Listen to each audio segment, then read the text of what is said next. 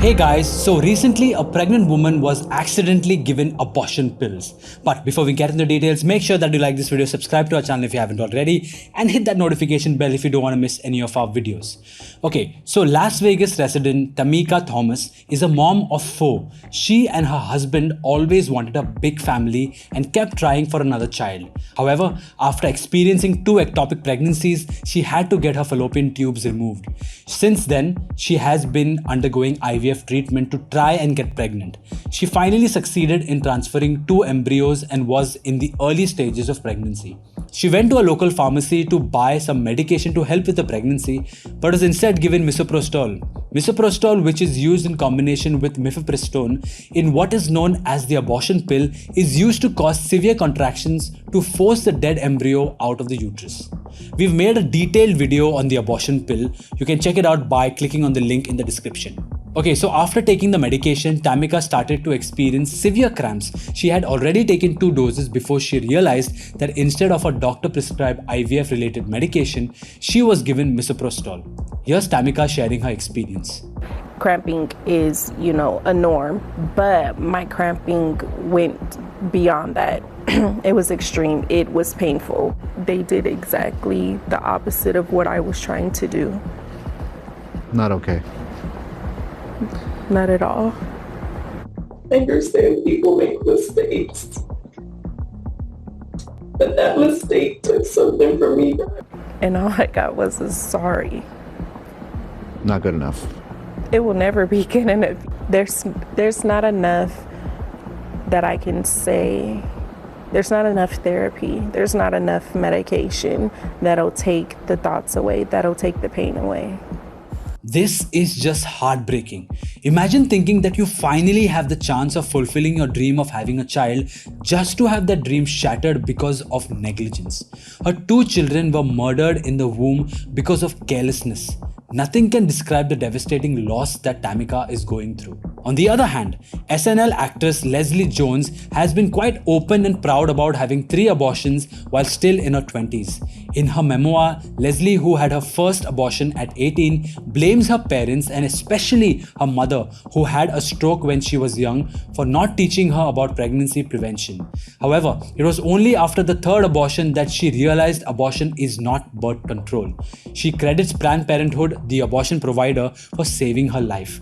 Here's her talk about her relationship with Planned Parenthood.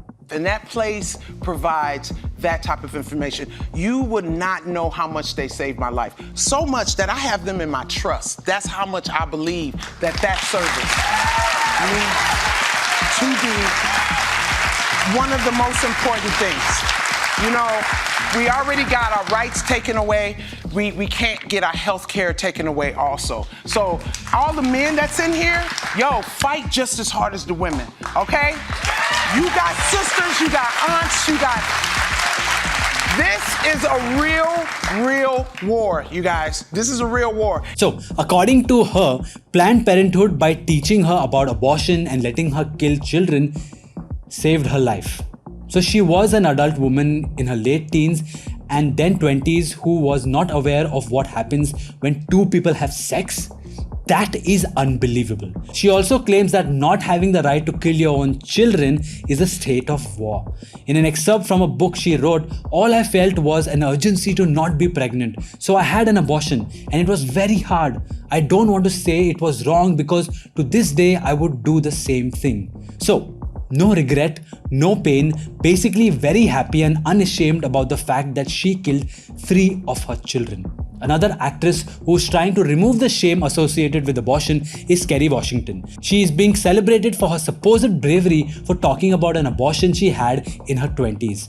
Talking about the experience in her new memoir, Thicker Than Water, Kerry says she wants to let go of the shame and stigma because for her, it's important that abortion is not a bad word. Here's a clip from an interview. I struggled a lot in the beginning with whether or not to include my abortion story.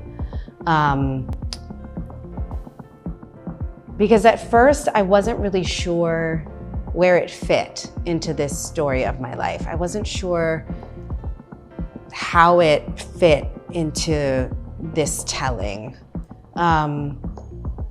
But I started to feel like it was really important for me to share this story because it had so much to do with kind of my understanding of myself in the world as my career unfolded, but also because it's just so important to me that abortion is not a bad word and that my abortion not be another thing on a list of things that I'm ashamed of, right? Like if I'm telling the truth about my life and I'm excavating some of my secrets, then it felt like this is something that's important to share because I don't have shame about it and I don't want to not tell it.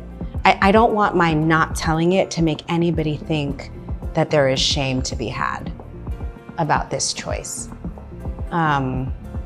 And because I think we're at a moment where it's really important to be telling the truth about our reproductive choices because some of those choices are being stripped away from us. So she felt that it was important to share her story so others don't feel ashamed about getting abortions. She decided to have an abortion because it would fit into her career plans at the time. She was so ashamed and wanted to protect her career that she used a fake name at the clinic. What's ironic is that unlike Leslie, Kerry had years of experience as a sexual health educator in her teens. Still, during the procedure, she experienced a lot of pain and regret. But that's not the end of the irony. In her memoir, she writes, "So much of our reproductive journey is cloaked in secrecy and shadows, silences that compound, making us feel more alone. Until I had a devastating miscarriage and shared about it with friends, I had no idea how many women have weathered that same loss and long to talk about it, but don't. I have the same experience every time I share about my abortion." A miscarriage and an abortion are not the same experience. A miscarriage is the spontaneous loss of the unborn child, usually due to the circumstances outside your control. An abortion is the willful murder of the child in your womb. They are vastly different. While she admits that abortion is a painful experience, telling people that they should feel no shame or regret for their choices is a problem. Both Kerry and Leslie talk about reproductive rights and access to healthcare being stripped away. But you do not have the right to murder an innocent human being, and no form of healthcare requires you to put another human being to death. Using social justice language cannot hide the reality of what is happening during an abortion. There's a reason why she felt pain, regret, and doubt during the procedure. There's a reason why until now she hadn't come forward to share this amazing story of empowerment. No matter what reason is used to justify abortion, to advance or to protect a career, to live out one's dream, or to be burdened with the responsibility of nourishing a life that wasn't planned for, the truth is that abortion is the murdering of the innocent life in their mother's womb. The only human response to such an act is pain and remorse. So, what do you think about this? Should people be proud of their abortions? Is access to abortion a fundamental right? Let us know in the comments below. Also, if you want to know more about the difference between miscarriage and abortion, or if abortion is healthcare, you can check out our videos by clicking the links in the description below. And if you like this video, please let us know by liking and subscribing to our channel. It helps us a lot. Until next time.